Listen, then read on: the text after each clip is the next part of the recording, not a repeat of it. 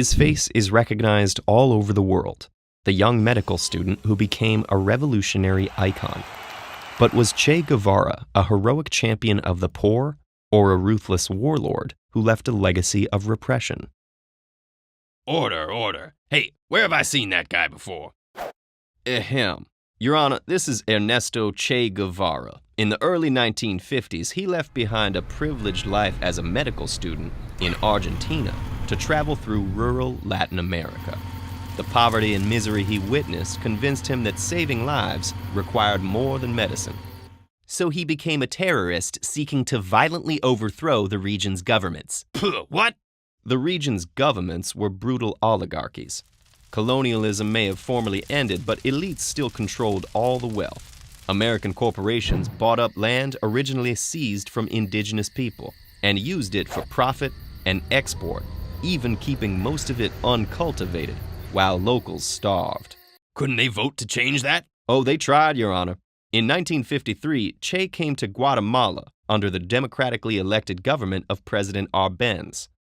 Arbenz passed reforms to redistribute some of this uncultivated land back to the people while compensating the landowners.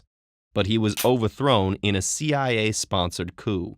The military was protecting against the seizure of private property and communist takeover. They were protecting corporate profits.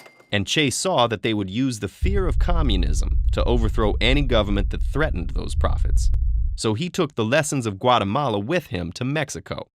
There he met exiled Cuban revolutionaries and decided to help them liberate their country. You mean help Fidel Castro turn a vibrant Cuba into a dictatorship? Dictatorship was what Cuba had before the revolution. Fulgencio Batista was a tyrant who came to power in a military coup. He turned Havana into a luxury playground for foreigners, while keeping Cubans mired in poverty and killing thousands in police crackdowns. Even President Kennedy called it the worst example of economic colonization, humiliation, and exploitation in the world. Whatever Batista's faults, it can't compare to the totalitarian nightmare Castro would create. Forced labor camps, torture of prisoners, no freedom to speak or to leave. But this isn't the trial of Fidel Castro, is it? Che Guevara was instrumental in helping Castro seize power. As a commander in his guerrilla army, he unleashed a reign of terror across the countryside, killing any suspected spies or dissenters. He also helped peasants build health clinics and schools, taught them to read, and even recited poetry to them. His harsh discipline was necessary against a much stronger enemy who didn't hesitate to burn entire villages suspected of aiding the rebels. Let's not forget that the new regime held mass executions and killed hundreds of people without trial as soon as they took power in 1959. The executed were officials and collaborators who had tormented the masses under Batista. The people supported this revolutionary justice. Which people? An angry mob crying for blood does not a democracy make. And that's not even mentioning the forced labor camps, arbitrary arrests, and repression of LGBT people that continued long after the revolution. There's a reason people kept risking their lives to flee, often with nothing but the clothes on their backs. So was that all this Che brought to Cuba? Just another violent dictatorship? Not at all. He oversaw land redistribution, helped establish universal education, and organized volunteer literacy brigades that raised Cuba's literacy rate to 96%, still one of the highest in the world, which allowed the government to control what information everyone received.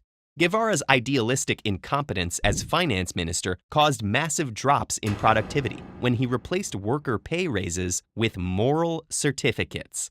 He suppressed all press freedom, declaring that newspapers were instruments of the oligarchy, and it was he who urged Castro to host Soviet nuclear weapons, leading to the Cuban Missile Crisis that brought the world to the brink of destruction.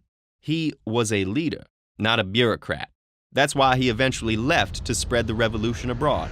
Which didn't go well. He failed to rally rebels in the Congo and went to Bolivia even when the Soviets disapproved. The Bolivian government, with the help of the CIA, was able to capture and neutralize this terrorist in 1967, before he could do much damage, while doing plenty of damage themselves in the process. So that was the end of it? Not at all. As Che said, the revolution is immortal. He was publicly mourned in cities all over the world. Not by the Cubans who managed to escape. And his story would inspire young activists for generations to come. Ha! A trendy symbol of rebellion for those who never had to live under his regime. Symbols of revolution may become commodified, but the idea of a more just world remains. Maybe, but I'm not sharing my coffee. Che Guevara was captured and executed by government forces in Bolivia. His remains would not be found for another 30 years. But did he die a hero, or had he already become a villain? And should revolutions be judged by their ideals or their outcomes? These are the questions we face when we put history on trial. This video is made possible by our community on Patreon. And if you liked this video, check out more videos in the History Versus series in this playlist.